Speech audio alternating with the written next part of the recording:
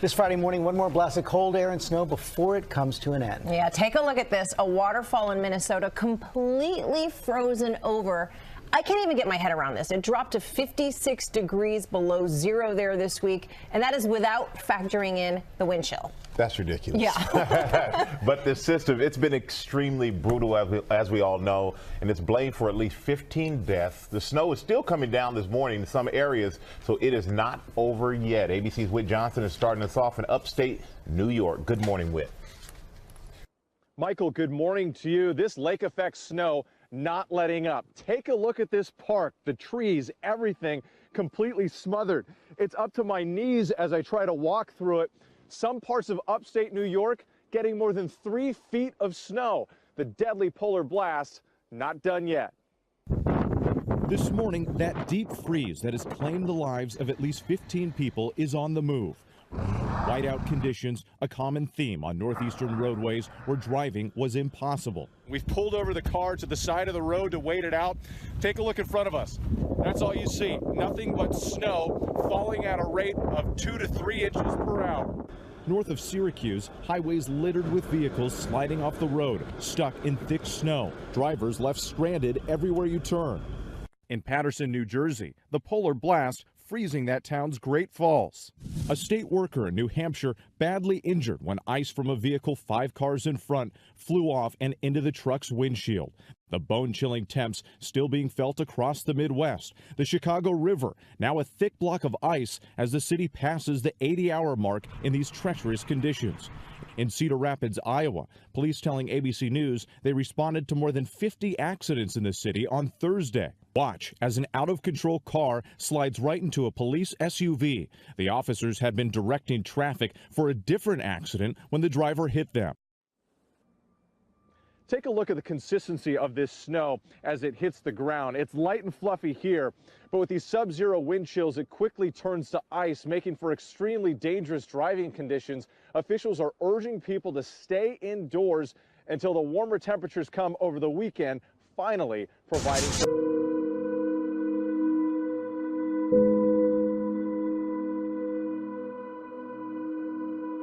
They've lived through droughts, decades of highs and lows in the Darling River, but these critically endangered Murray cod could survive no longer.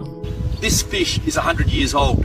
It's never coming back. This is bloody disgraceful. This video has already been seen close to 3 million times on social media. Over an ecological disaster that's now believed to have killed up to 1 million fish in the Murray-Darling Basin.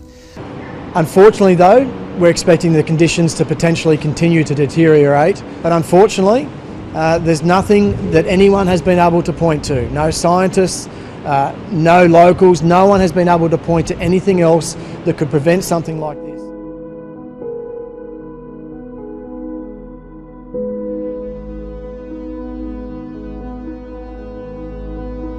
A new fish kill has further devastated the Darling River in Menindee today, seeing thousands of creatures washed up, dead, and scenes like this stretching along the banks for kilometres. Look at them.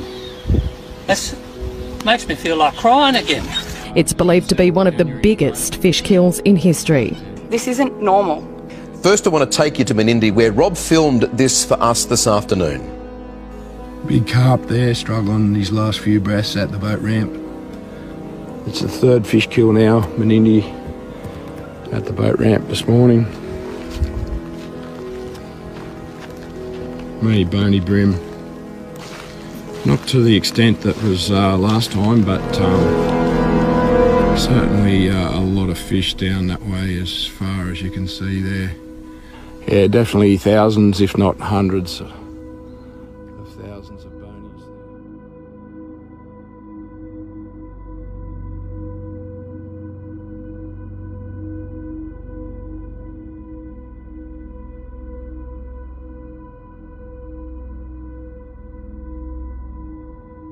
And it wasn't just Adelaide feeling the heat. Records tumbled right across the state, from Port Lincoln on the west coast to Whyalla and to Port Augusta in the north, all on the same long list of towns where the mercury soared to new heights.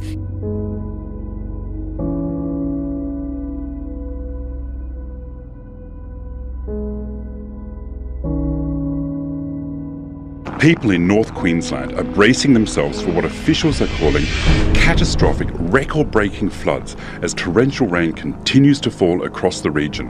When we use the words unprecedented and uncharted, we use this for a reason.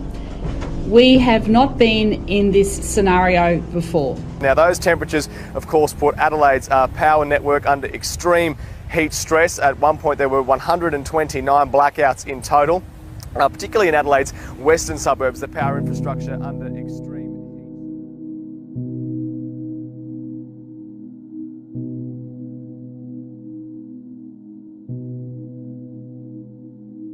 By early this morning, more than 3/4 of the U.S. mainland was at or below freezing. It appears the coldest spot today is Cotton, Minnesota, where the actual temperature, that's without wind chill, was 56 degrees below zero. Even Hell, Michigan has frozen over. It was 14 below zero in Hell today. Chicago also broke another daily record, hitting 21 below. In Lake Michigan, there is a frozen mass of ice.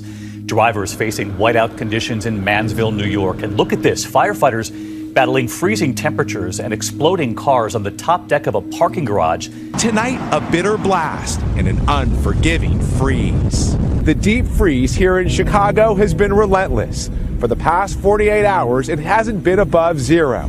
The wind chill coming off Lake Michigan isn't helping. It's beautiful, even stunning. In some areas, temperatures could be colder than parts of Antarctica. Across the Midwest, the cold shattering records. The Chicago River completely frozen over. On Interstate 81 north of Syracuse, vehicle after vehicle stranded after sliding off the road. Whiteout conditions from lake effect snow making travel impossible.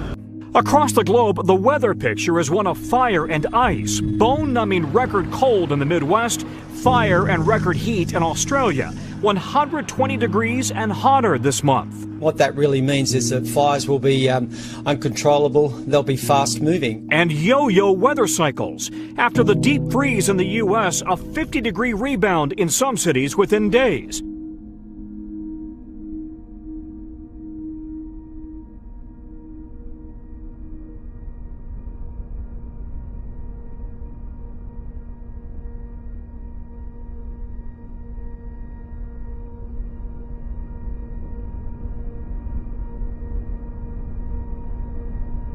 Well, it was a rare celestial event on stage, but the curtains really never parted in the Bay Area. A total eclipse of the moon was visible across the Western Hemisphere. Members looked up to the sky tonight to catch this rare astronomical phenomenon.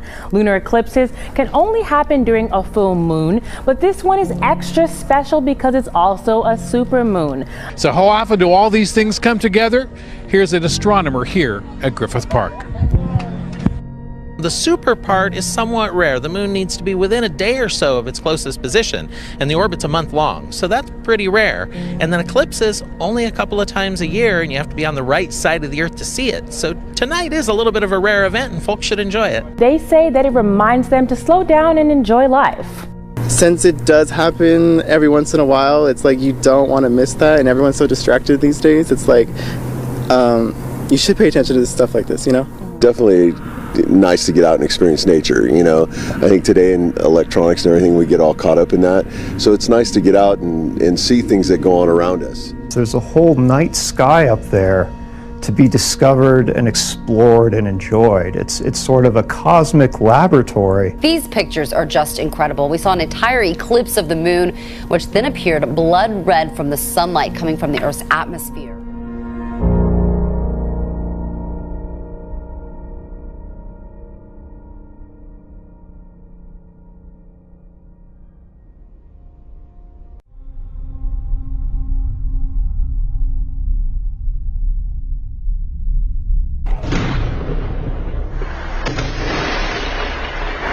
It's been happening for years, a mysterious boom and flash of light in South Salt Lake.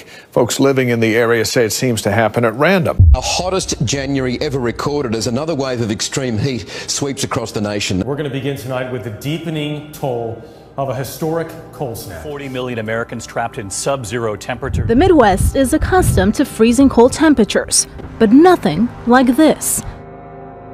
Just before noon today, hundreds of residents throughout Ogden and the surrounding cities started reporting what they described as intense shaking and a loud boom. It was a boom heard and felt across Ogden and the surrounding cities. One Facebook user said, "It shook my house, was like something huge slammed into the earth." The latest complaints concern loud explosion-type noises. Gloria Douglas lives directly adjacent to the well site. Yeah, very distinct. You know, it's something that you've not heard here before. And it's loud? Very loud. It's like an explosion. A spokesman for ODNR says that local authorities also did an on-site inspection and found nothing at the site that would indicate a possible explosion. And there was no seismic activity that occurred. They shake their head and say it was much louder. It shook their house, in fact, the boom noise. But there's one noise he's heard in that time he's not so keen on. That's when our neighborhood got shaken up, where it just exploded out of nowhere, causing us to kind of go in a frenzy. He said he and his neighbors have been living through these random, loud bangs and flashes of lights for years.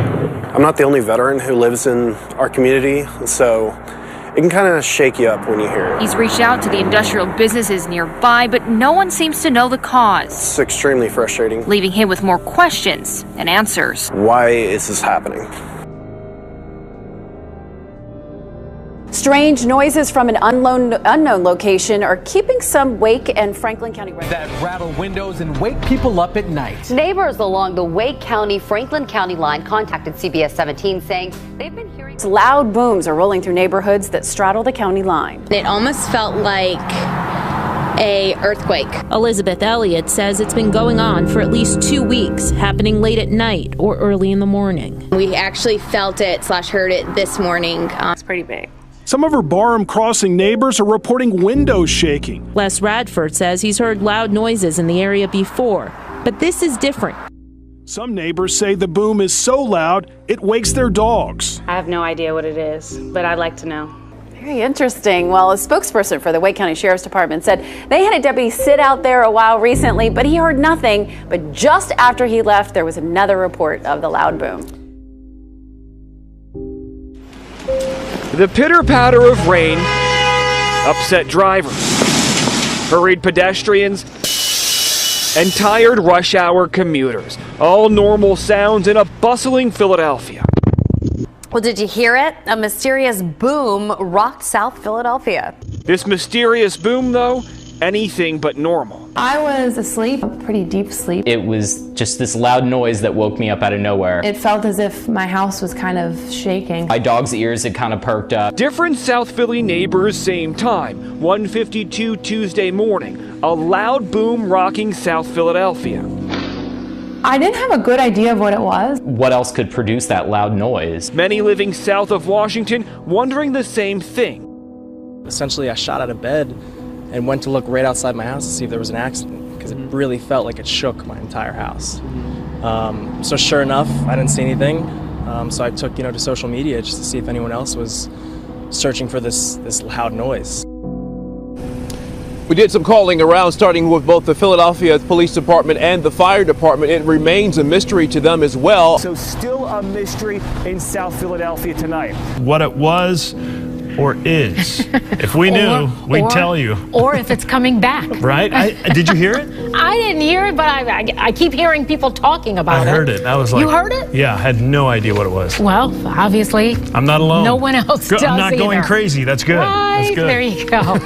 Well, what is it? That's the question many folks are asking. She says the mysterious boom shook the foundation of her house and scared a few of her neighbors. We've had it to shake the house before, but not so much. We even have a little dog that jumped.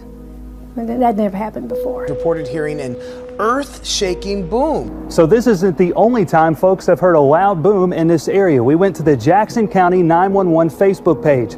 Look at some of these comments. Riri, this is the second time. The first boom was last Friday, I think. Look just below her comment. Carla, it felt like the ground shook along with the boom. Check this one out. Manuela, it could be transformers blowing up. And then Clyde, he said, I heard it too. I live in eastern Jackson County. I thought the neighbor's house might have blown up. Whatever this loud boom is, it certainly has the town talking. Yeah, there's no reports of damage. Nobody seems to know what it was. So it's kind of like very puzzling. I don't know. It could be Ghostbusters. I don't know. I have no clue what this is. The mystery continues in Boomtown.